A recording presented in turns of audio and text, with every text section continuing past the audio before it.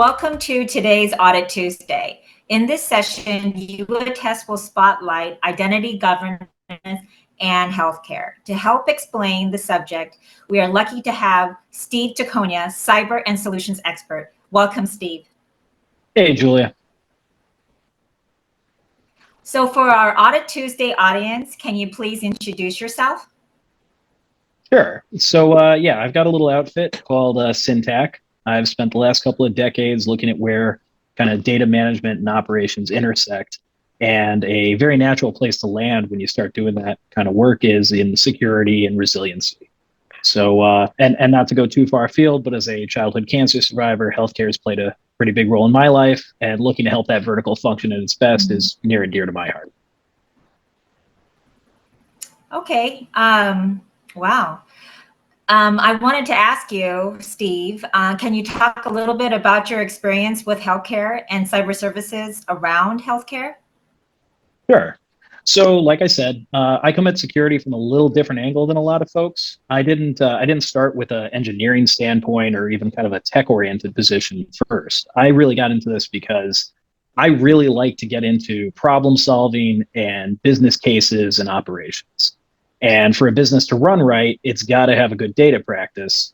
And if you're not secure, if you don't have a GRC plan in place, it really doesn't matter how elegant or insightful your data structure is. So in healthcare specifically, one of the interesting challenges is how to run effectively and to preserve that continuum of care.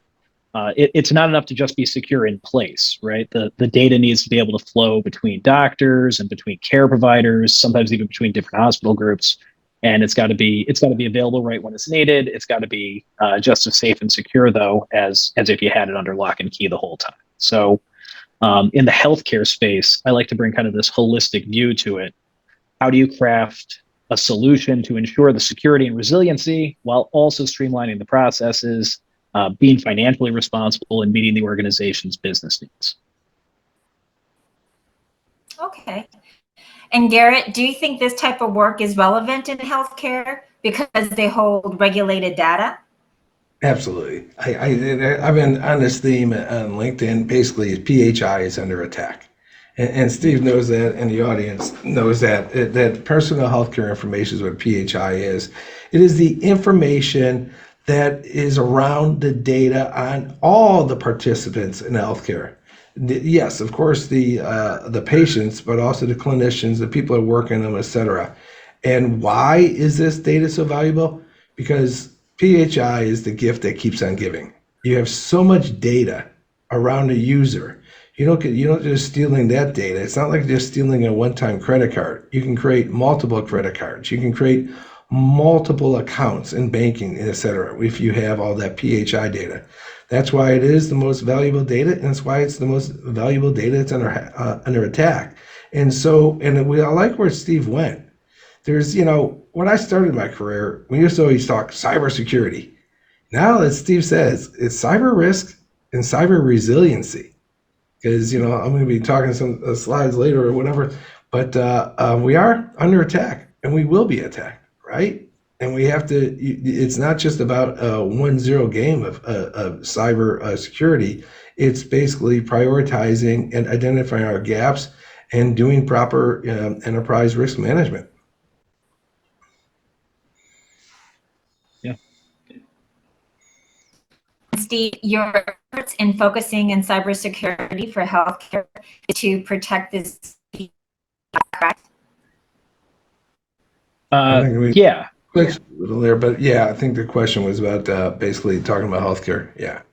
Yeah. So, one of my big, protecting the PHI is one of the biggest things that I'm looking at. So, these are, you got to kind of look at these health records as like, this is an organization's most valuable asset. And you've got these passive means of protection, and that's like putting up castle walls around your data. And then you've got your active monitoring services, and those are the guards on the wall and watching the gates. But, as Garrett was saying, it's under attack all the time. And in this day and age, someone's going to find a way through or over or under that wall and around your active monitoring. So the question is, when somebody does get inside like that, do they have the run of the place, or is there a data structure, and are there policies in place to slow them down, to alert those guards and to get them out? So, getting away from the analogy for a second, right? It's really, quarantine the breach, expel the breacher, recover and respond. So. And Garrett, are there enforcement actions leveraged by the U.S. government for breaches? Absolutely. People don't know this. Of course, most people on the call understand probably HIPAA. I've heard of HIPAA. That's the U.S. regulation on healthcare. And then the industry itself created high trust, okay, to say, hey, us up, especially from the insurers, saying that, here are the rules that you need to follow and the guidances you need to follow to interact with healthcare and healthcare processing. That was by the insurance industries. Okay, but let's get back to what the question was, which was, is there enforcement? Okay, in the U.S., the Office of Civil Rights, am I showing the right screen here, y'all? Problems, breaches lead to lawsuits? Exactly. We were seeing that Thanks, slide. Kashif. Yeah. So the Office of Civil Rights it is suing all these enterprises for lack of due care around data, because that's what you have to follow with your HIPAA report. You have to ever remember when you follow the reports, you're basically saying, okay, yes, I am doing this due care around the data. And then when they get breached, that gives the agencies the right to do their basically their due diligence on your enterprise to see if those practices are actually in place. And that's where the lawsuits come in. No one gets sued, right, Steve? No one gets sued for being hacked. You get sued for not having all your ducks in a row and to show that that's why you got hacked. Take it away. Yeah. And Steve, what groups do you work with first? So it depends a little bit. The first person I talk to usually isn't the only one I end up talking to. A lot of the time I do kind of start with operations, just because, like I said, I do take kind of this more holistic view, but it's pretty quick. We rope in compliance and rope in IT pretty quick. And also, do you see gaps in security in healthcare organizations? Yeah, 100%. I mean, these organizations have really smart people managing their IT systems. As anyone in IT will tell you, they are always the least appreciated group until they are absolutely needed, right? But also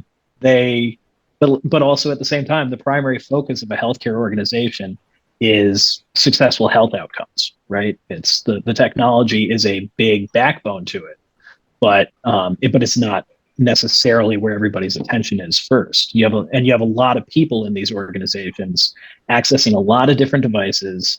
You've got a lot of different roles. You got user profiles spread out throughout the whole organization, and that's not even addressing what kind of hardware is being used, if that's even fully up to date. If we look at some of these breaches, they were running OSs that had already been sunset, and they were behind on that. So the tech is vital. And while it's understandable that the focus is on the crucial work of a hospital or a clinician, at the end of the day, this de-emphasis of the technology does create gaps, and those gaps are where bad actors find their way in. And Garrett, do you think these enterprises should follow security framework to security and compliance?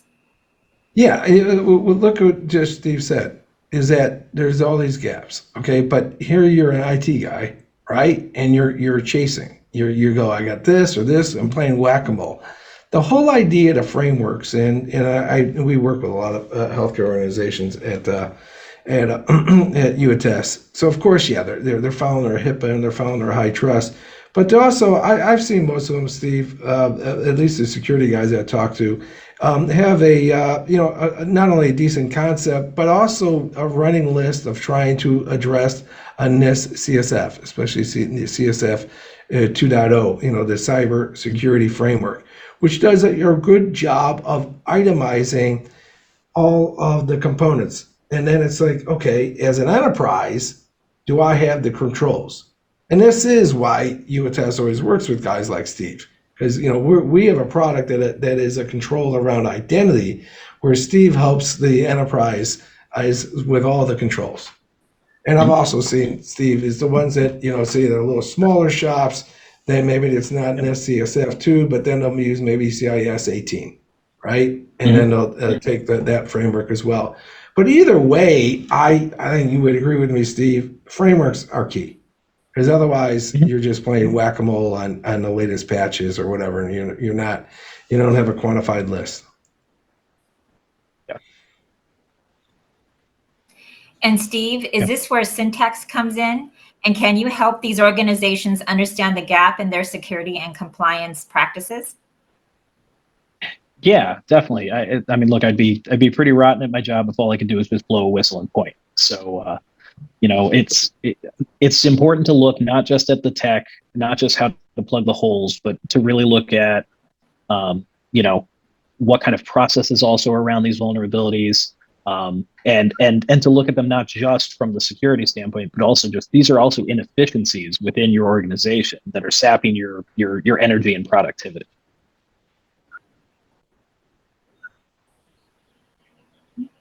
And Garrett, I believe this is where YouAttest comes into play to help enterprises meet the gap in identity, security, and compliance, right? Yeah. YouAttest is all about the controls around identity governance.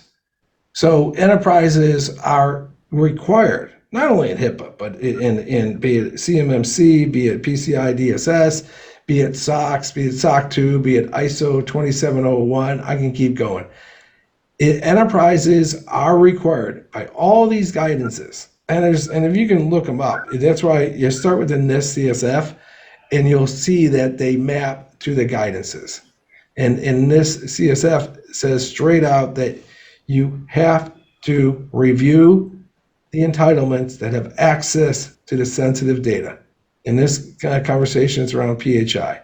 YouAttest is that product that allows you to automate the process of reviewing on a regular basis, which is what the regulations all spell out. On a regular basis, you have a quantified practice that you're removing excess privileges, you're removing orphan accounts, you're removing ghost accounts, and then you're attesting that the people who have access to the PHI actually should have. And that's exactly, as you stated, Julie, that's exactly what YouAttest does. Yes. And Steve, this is reviewing access to PHI and applications with PHI important, not only for the HIPAA compliance, but for security. Yeah, I mean, let's be honest. If you're doing something just because of a regulation or a statute, you're probably missing the point. So above and beyond HIPAA, these gaps that put your sensitive data at risk, whether we're talking about it as sensitive data or PHI or any other kind of acronym, what we're really talking about is people. And this is a record of people's lives, and people's privacy is at stake, and their most personal data. So HIPAA is a cornerstone of privacy and patient rights, but compliance is the absolute minimum. A responsible kind of patient-focused organization should be compliant just as a matter of course. But treating that patient data and confidentiality as a sacred trust, that's really the gold standard. That's where you'll really be the most secure. Okay. And Steve, before we jump into the YouAttest demo, what type of pushback do you get from the people involved in security and operations? And what advice can you give on the inevitable people management issues in the process of improving data security? So, good question. That's one of the things is, so nobody wants someone to come into their organization and try to force fit some kind of methodology or operational philosophy. You got, especially when people talk about operations, you've got all kinds of people that will throw out all kinds of acronyms about their method that's going to work for them. And that's not really the way to approach it. Like, change is hard, improvement is hard. And understanding the why, the what, and the how, those are really the most vital pieces of change management in this space. So especially when you don't necessarily realize that you have some of these vulnerabilities, nobody's going to want to spend money they don't have to, and especially in an industry like healthcare, recognizing where these vulnerabilities are hiding, what that could mean to your organization, and finally that business case that I keep talking about. That's really the path to kind of explaining the value of taking some of these steps.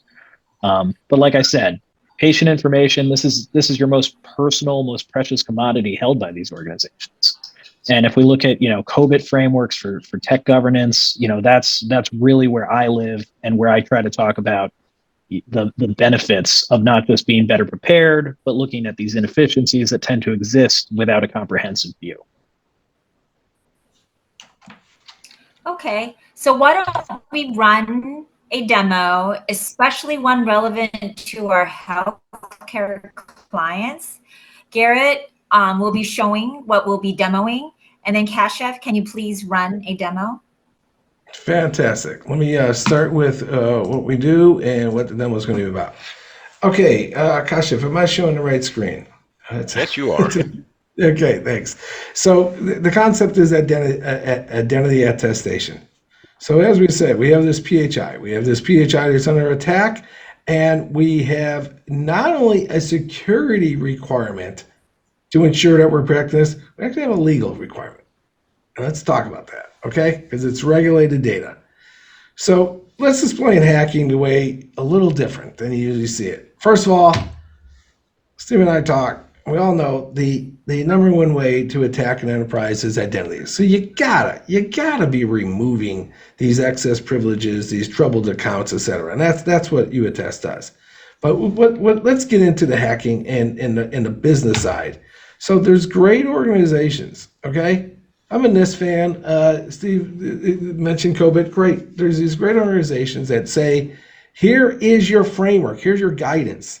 Okay, but as Steve can attest, these are just guidances. It's not regulations. There's actually regulations, especially for you guys in healthcare. That's HIPAA. That's the Office of Civil Rights. And the wonderful U.S. lawyers have discovered this. And they're doing massive, massive lawsuits against us. Okay? So that's where you got to think of hacking. Hacking is the start of your problem. The real problem comes in is, do you have the evidence that you're doing your job? And I got permission. You can look her up, Cynthia Stamer. She is a world-class expert and actually advising the U.S. Congress on privacy and data and breach issues. And she did a great show. That was at the LA ISA, which I always go up because I'm going up there tomorrow. And she was looking at all the CISOs and said straight out, okay, you're doing your job. I mean, and I like what Steve was saying. Okay, that's everyone's doing their job. They're taking care of this patch. They see this vulnerability. They see this CFE, right? But where Steve was saying, what you need to do is you have to quantify all your controls, like in a framework, right? What Cynthia was pointed out was not only do you have to do your work, you have to keep the evidence that you did your work. And if you don't keep evidence that you're doing your work, then you might as well not do it. At least that's the way the world of law and legal is. And that is where YouAttest comes in. So let me tie this all together before Kashif jumps in. Okay, so this is how we work. And this is how we work with Steve. So that's you. That's you. You're a risk manager. That's just a generic term. Whether you're CSO, you're a Department of Compliance, you're a security guy. You have to secure your data, and there's these guidances. Steve comes in and helps you guide and says, hey, these are the ones that are relevant. These are the gaps that we have to address. Okay. Then he brings us in, and that could be yourself with Steve's training, or that could be Steve himself managing the product. We take whatever identities you got. Okay. You have this. And what helps is Steve and his group looks at it and says, okay, you have all this data, but the data that's relevant and is holding the PHI and the access to PHI is these guys. So we will do, and watch what Kashif will do, he'll run an access review, be it on the basic groups, on the applications, or the users, okay? And you're like, well, Garrett, we're doing that today with spreadsheets. And my answer to you is, how's that really working out? Okay. We all know that's a pain in the ass and that kills your weekends. So what we have here is a way that's not only more efficient, it's actually more secure. There's studies showing that manual access reviews really aren't doing much. There's 60 to 70% errors. We have automated this through 5 years of effort and 3.5 million attestations. We have automated the process in a no code approach. You get this stuff knocked out in a matter of hours to get set up. Okay. And that's going to go to your existing managers, and they will attest to the roles that have access to the PHI. Okay. And what's the outcome of this? The outcome is the report that you need. The security manager wants to know what the orphans and ghost accounts on the excess privileges, and the product can automatically remove or can just put it in a report. The compliance manager wants this attestation to file, the evidence, as Cynthia's statement was saying, and that same report goes to the internal and then eventually the external auditor, which this product's been used by big companies who've got the final reports by Deloitte and EY and all the other big ones, and they all say, yeah, the report looks great, and then they go bother you about your application firewall or the next thing they bother you about. But the identity attestation is done correctly. All right, that's the setup. Kashif, why don't we show like an application demo? I know you've got a list, so I'll let you talk through. Got it. Thank you, Garrett. Let me just go ahead and share my screen, and you can tell me when you have the visual. You are visualized. Great. So here's the dashboard of YouAttest, where we review all the identities that you have, and we take like 3 different approaches and we combine those 3 approaches together. For example, if you have an on-prem AD, we have a solution for that. If you have AD in the cloud, we have a solution for that. If you're using a hybrid solution, on-prem plus your cloud AD, we have solution for you. Plus, we have a solution if you have any applications outside of your AD or or cloud AD, or if you want to see application level permissions and want to review them, we have a module for that as well, which you can import the user into YouAttest and we let you create the audit, which I'll show you in a bit. So let me start off with what we have for you for clients that have on-prem AD. It's pretty simple. We take a sync from your on-prem AD. We have an agent. You run an ad hoc sync, and once the sync is run, you can create these user audits based on what you have pulled from your on-prem AD. So for example, it will pull the groups, it will pull the organizational units, it will pull the nested groups and nested OEOs for you, just to show you what are the users, who are the users who have access to these groups and respective privileges for those groups as well.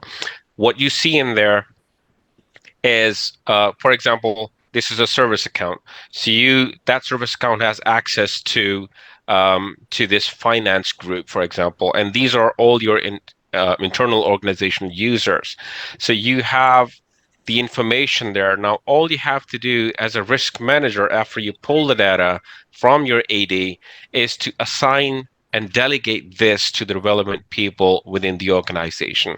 And those relevant people could be your manager, direct line manager, your group owners, your application owners, or anyone apart from these three individuals. You can manually delegate to anyone within the organization and make that person a reviewer for those identities.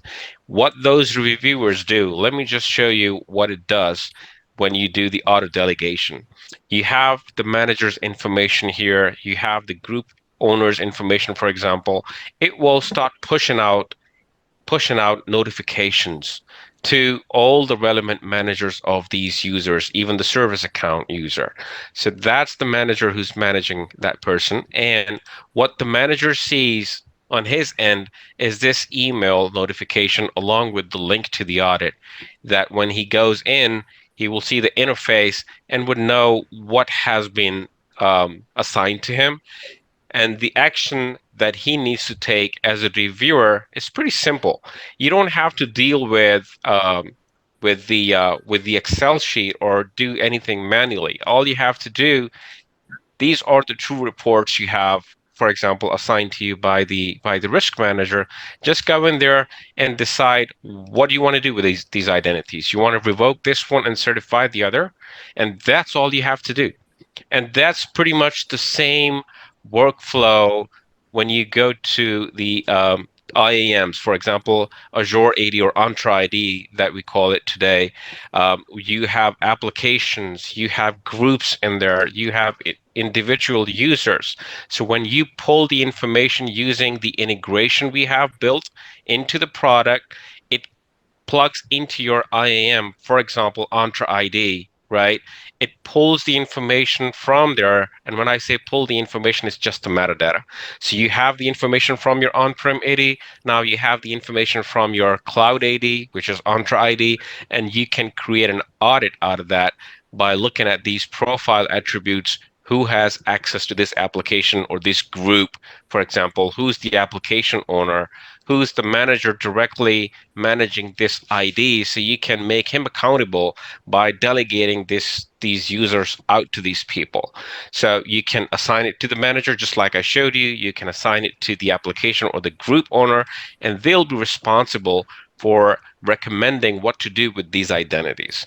Once you have all the information, all the recommendations made by these these managers when it comes to Cloud AD, Azure, Okta, Jump Cloud, any IDM, you can execute those changes, especially the revocations on these ADs in the cloud. So you can prevent the group access or application access for certain IDs, or you can prevent the overall access to your AD um, for a certain user, and you can do it right from within this tool. The third one I mentioned was where you have applications, either they're not connected to your IDMs, right? They're not, users are not being authenticated through your IAM into those resources, or they are getting authenticated through your IDMs, but you want to see the application level permissions. What can they do when they're inside that application? For that, we have the CSV module for you where you can export information from any resource into YouAttest. And when you do that, it's going to pull the entitlements, it's going to show you the user profiles, attributes, it's going to show what role they have, and it will, let me just open up really quick for you just to show you what I mean when I'm saying these user and roles appear in a listed view. So let's say this is a CSV module. I pulled this data from an application that is not connected to my IDM. So whatever you have, you mapped it in YouAttest, and now you can see the username, you can see the email ID, which is a unique identifier in this case. You have the manager's information, and then the workflow is pretty much the same, just I showed you, with an additional feature that if you have the integration in place, you can call your IDM for the most updated information on that user ID, being the user status or who's the user's current manager today. Because maybe in the siloed application or the isolated application, that information was updated maybe 6 months to a year ago, and it's stale now. So you need to have the most recent information about who's managing this ID, and it's coming right from your IDM. So once you pull that data into an ongoing audit, it appears over here. And now you are in a better position to delegate it out to these people now that you know these are the ones who are currently managing these resources.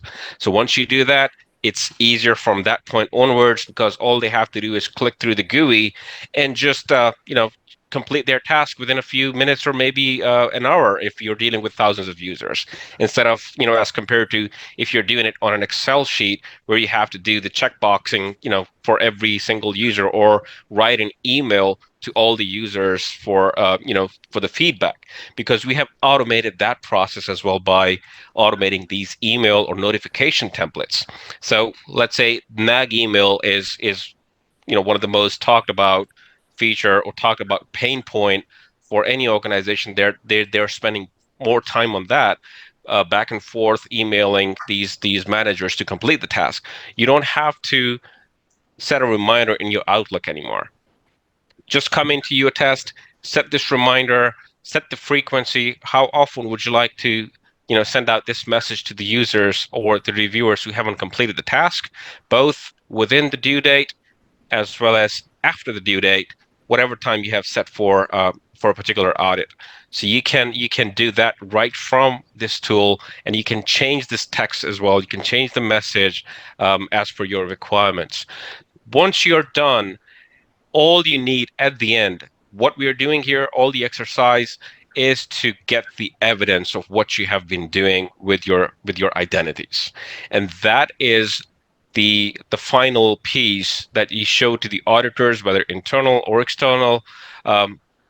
We provide you that report in PDF as well as in CSV format for, in scenarios where you're dealing with thousands of users and you need to have a list of all the users to play with the data, slice and dice those columns and show the data in, more presentable format to the management and the auditors. But if you're dealing with, like, say 100 or 200 people, well, PDF makes more sense because both reports, it also pulls your comments, your comments made by the reviewers, if they have revoked somebody's access, why they have revoked it. So the justification becomes part of this report as well as the the CSV as well.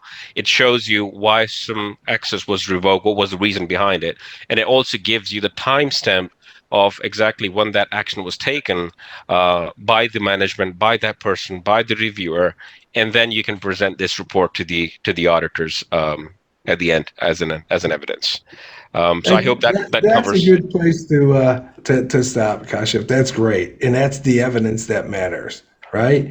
And that evidence could be, and we had that goofy slide that says we're giving that to the audit. It also could be a spreadsheet form for the manager, right? For the security guy. Absolutely. Yeah. That's the And CSV. right. And it could be, we can do the revocations in real time into the IAM, or it could be just as you often explain to people, is people don't like the us to write to it. So it could be just a report either way, right? Exactly. So you can execute all the revocations from within this tool, and also you can schedule these audits for a future date. If you need to run it like every 30 days or maybe every 3 months, then you can create the audit and then schedule that according to your requirements. And when the time comes, the tool will kick off the audit and assign it to the person of your desire or choose. Perfect. All right. So if you want more demos, they can contact us and we can do that. Julia, why don't we jump to questions? Questions, yeah. So let's go to the questions for all of you guys. And great stuff. Kasha, thank you so much. It was wonderful information that you talked about there. So we have a few questions, and this one is for Steve. So Steve, can you talk a little bit about COVID and how it relates to healthcare? Sure. Yeah. So I mean, COVID, for people that might not be familiar, it's control objectives for IT. That's where the name comes from, and it's kind of like Garrett was talking earlier about. You got to have a framework, you got to have a structure. This isn't a regulation; it's an IT management framework that is originally used, especially in kind of financial sector, to get a better feel for things and to do your audits and your compliance checks. But it's all about part of where I think it's relevant to healthcare is it really does look at kind of your entire business. It looks at who's coming into your organization, where your different touch points are with the data, and then it's about, once you can have that feel for it, you establish a program, you've defined all of your problems and opportunities and how you're going to go through it. You lay out a roadmap, then you plan your implementation plan, execute on it, and then at the end you're able to review benefits, review the effectiveness, and then kind of revisit it again.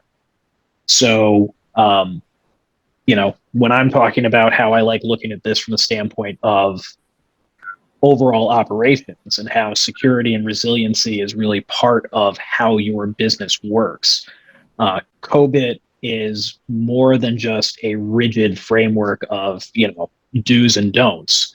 It's flexible, it's robust in that it really does look at how does your organization work and where does this fit. And again, kind of on that note, I mentioned earlier, nobody wants you to come in and force fit a solution, right? COBIT also takes into, like, as a methodology, it's about taking into account how big is the organization, where is the organization at. Somebody with 100,000 employees servicing millions of patients is going to have a different bandwidth than a local clinic or something that maybe has dozens of people, dozens of employees serving hundreds of patients or thousands of patients. Okay, thank you. The next question is for Kashif. So the question is, how long does it need to set up your YouAttest for a user access review? Right. So when we talk about integration into your IDMs, for example, Entra ID or Okta or others, it doesn't take more than 20 to 30 minutes. So that's the deployment time you're talking about. But if somebody wants to use it exclusively for their other applications using the CSV and the AD install, that's another, maybe half an hour, not more than that. So the solution comes ready with the CSV import. But if there's integration involved, I would say not more than 60 minutes, we can get you up and running. Okay. And then this question is for Garrett. How is YouAttest priced? Yeah, it's great. So YouAttest is a per user per month, and it's actually user entity. What I mean by that is, it doesn't matter. Whatever you need to review. Service counts are big in healthcare, right? Suppliers, contractors, whatever. It's how many of those that we need to review per month. And then what I'd like to do, especially with in Steve's group, is ping us, and what we'll do is come up with a quote. There's no nickel and diming here on extra features. It's just a quote on how many reviews you do, and there's no extra charge for multiple applications, or this one's a CSV, this one's an agent, etc. No, it's really clean, and it's a fraction of what competitors like Okta and even Microsoft are charging for a user access review. So write us and we'll get the details for you. Okay, that's great. And then Steve, can you tell the Audit Tuesday audience how they can contact you and your service organization? Sure. So yeah, I mean, I'm here on LinkedIn. Definitely feel free to reach out to me. And additionally, I do have a website, Syntacc.com. That's got some high-level information on what we do and some ways to contact me. Or you can just cut to the chase. You can email me at steve@syntacc.com, and we'll get a conversation going and see where what kind of value we can bring to your organization. Thank you. Well, thank you everyone for this wonderful Audit Tuesday. If you want to reach YouAttest, it can be reached at youattest.com or write to us at info@youattest.com. Thank you.